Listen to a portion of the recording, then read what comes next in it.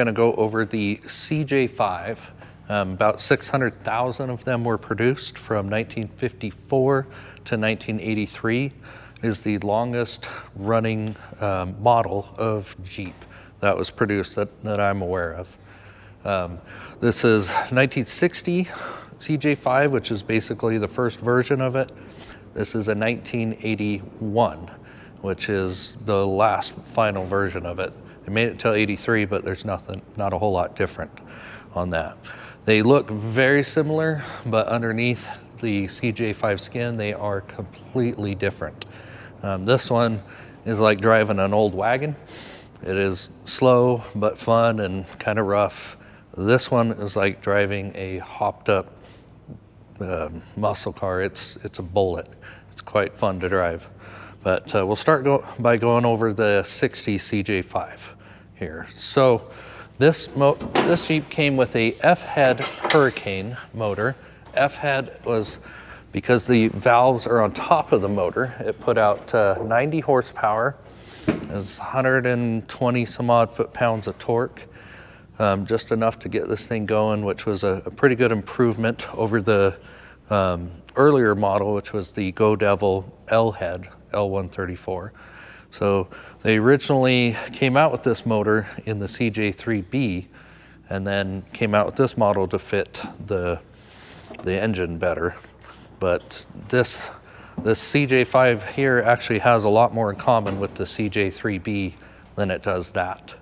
But we'll stay focused on this one for right now. But it's a 3-speed manual on this. It's a C-channel frame. The windshield frames were black. This one was restored long time ago. It was done really well. The windshield folds down like pretty much all CJs. This does have a PTO on it, just like a lot of the old flat fenders. These were still mainly marketed as a farm tool.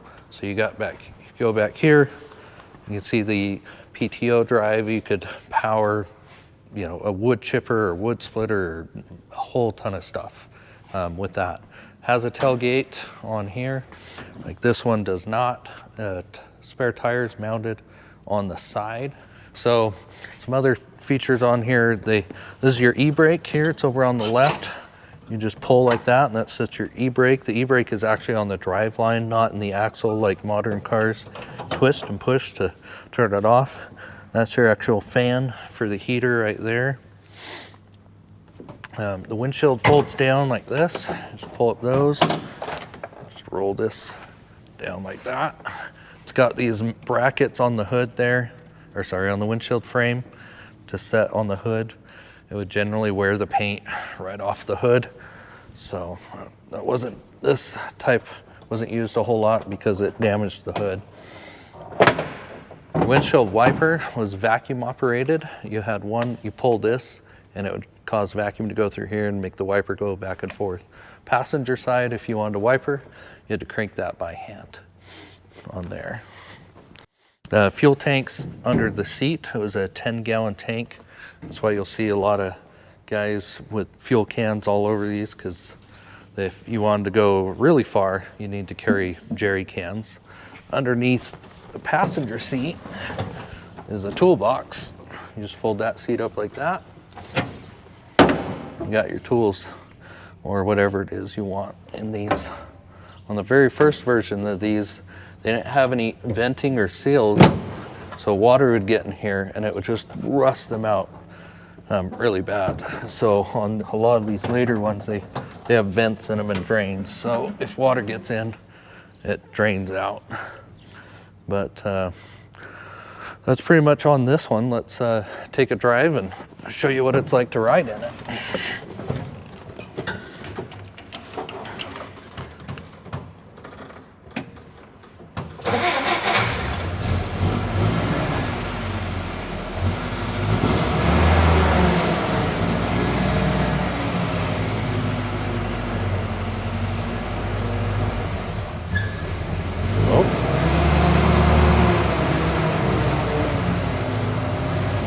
This one's really fun to drive.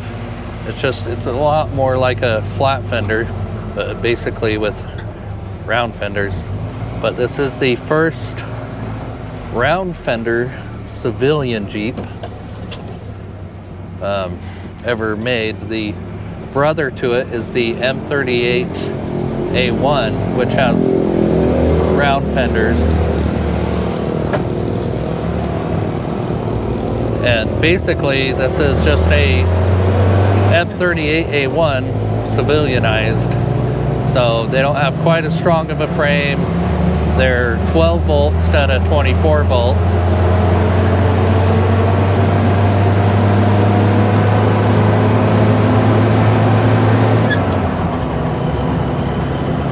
You get to about 50, 55 as long as it's flat or downhill. Uphill, 45, 50 is about as fast as you want to go. The drum brakes all the way around, no power steering, no power brakes, no seat belts. Safety was not really the biggest concern.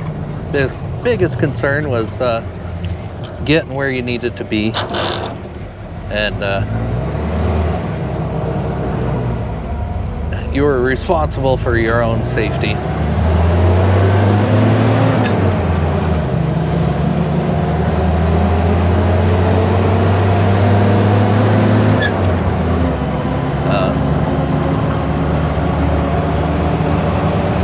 But for being, gosh, how old is this thing? I'm trying to remember, 60 some odd years or whatever.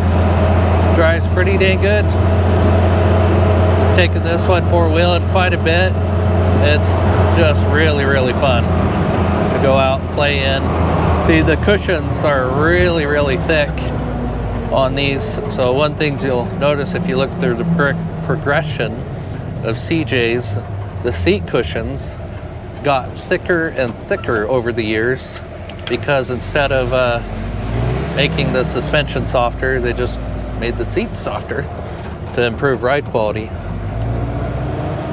So because the cushion's so thick on these, it's actually pretty comfortable even on rough roads. But you get in some real bouncy stuff and the seat cushions really start bouncing, so you gotta hang on.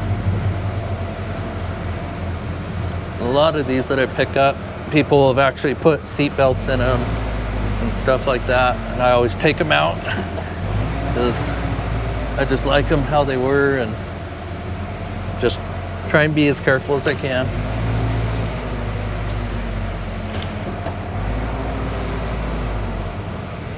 But these old Hurricane motors run really good. Not super powerhouses, but they'll get you from A to B. It's a little tight. Let's squeeze in here. Back it up a little bit so we can see the 81. So let's go check out the other CJ5 here. In 1981, the V8 was not just something you could get anymore. It was only special order. So this CJ5 was special ordered. It has, I'm trying to remember how many miles now, has 73,000 original miles on it. Because it was special ordered with so many kind of rare options you just don't see, we decided to save this one. We did repaint it. The body was pretty rough on it. The hood and all the body's original. The fenders were just completely toast, but I found some really good shape OEM fenders, so we just refinished those and put those on to keep it as original as possible. It's not technically actually a Golden Eagle. I just like the sticker, and it fits the Jeep really well. So those are original side steps on it. It's 1981, so it's a narrow track. In 1982, they went to a wide track axle, so they're a little bit wider. This one is 81-inch wheelbase, and this one's an 83. They extended the nose on these in 72, if I remember right, to fit the V8 and the 258 six-cylinder, all the new motor options. They made them a little bit longer to get more room in the engine bay.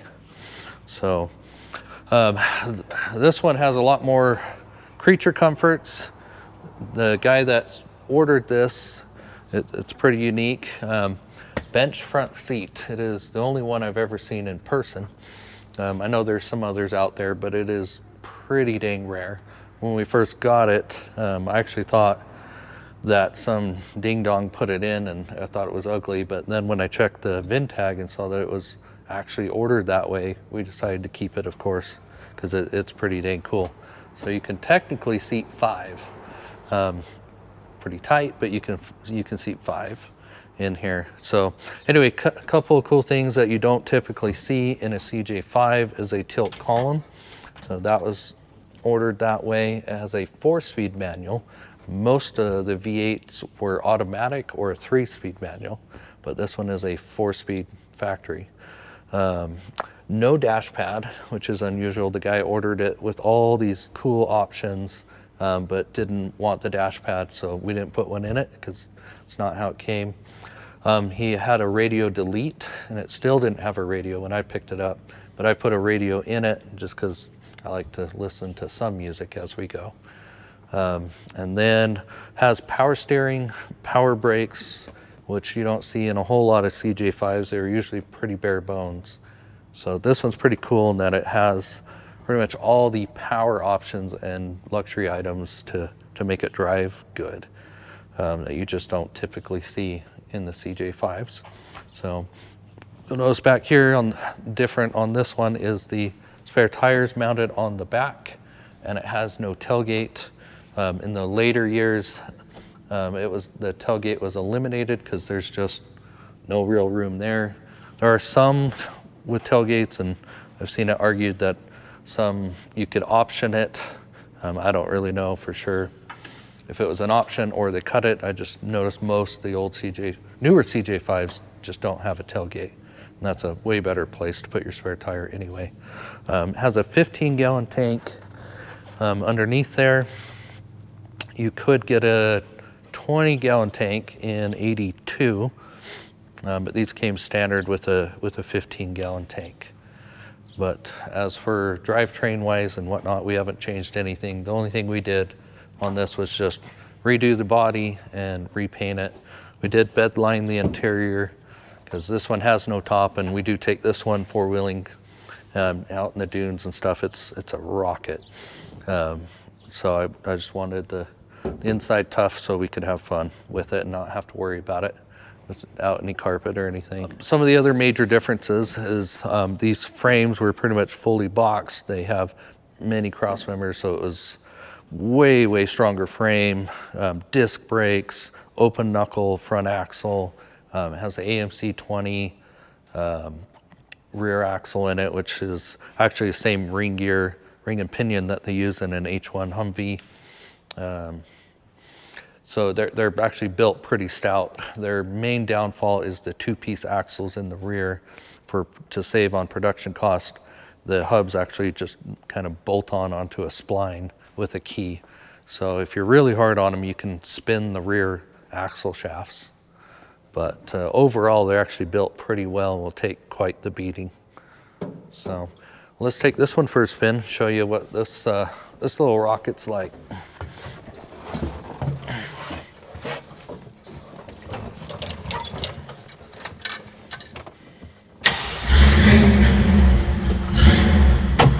We did modify the exhaust a little bit on this one, but that's just because I love to hear the sound of these AMC V8s. They sound really good.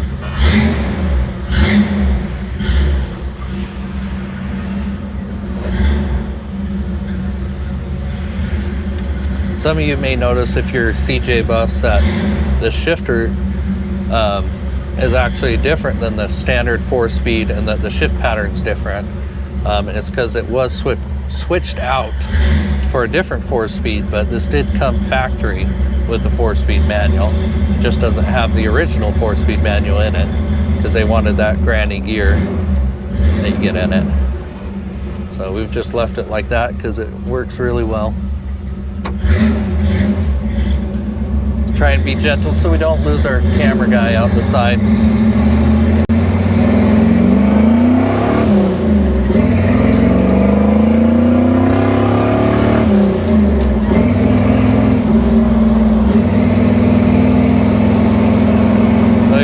this one out to Sand Hollow and all over the place. This one's just an absolute riot in the sand dunes because it's just so much power for so little weight. Its power to weight ratio rivals what most muscle cars were in the 70s. So it's pretty dang fun to drive.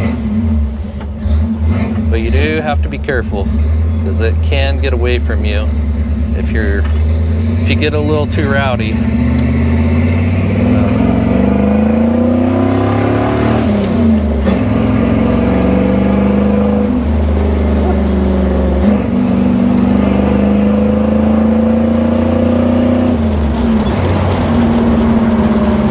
There's nothing like a V8 Jeep.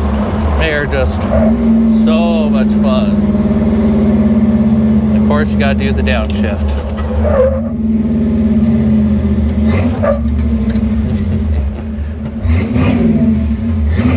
In the summertime, I drive this one as much as I can. My wife does get a little annoyed at how much I rev it, but you just can't help it. I used to get annoyed at the Harley guys always twisting their throttles and revving, and I'm like, okay, we got it. And then I got this one, I'm like, oh, okay, now I get it. Just sounds really cool.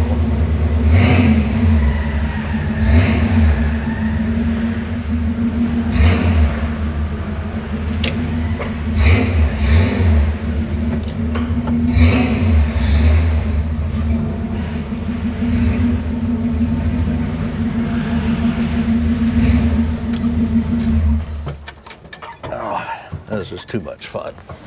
Oh. So one of the other things we'll go over is it's a common thing that people think the CJ5 tends to roll over easy and it's unsafe. That one's a little bit unsafe because it's so overpowered and you got to be careful about what you're doing. But anyway, there was a segment done by 60 Minutes in 1980, and they did all this testing and they showed that they were prone to roll over and all that. And so it actually tanked the sales of the CJ5. So in 1983, they ceased production on them because they just quit selling. But what wasn't revealed till many years later was that they actually put weights in the Jeep to make it more prone to roll over. And they did 430 some odd test runs and only got 8 rollovers out of that with the whole system rigged. So unfortunately, it was kind of a setup and doomed the CJ5, even though it's a pretty safe and fun Jeep to drive, but not meant for high speed, you know, above like 65, 70, that's a little sketchy. But for wheeling and screwing around, it's plenty safe and lots of fun. But behind it there, you can see its brother, a CJ6. That's just a longer version of it. That's a 1966 CJ6 we recently acquired. It's actually just like this red one, same motor and everything, it's just the longer version of it.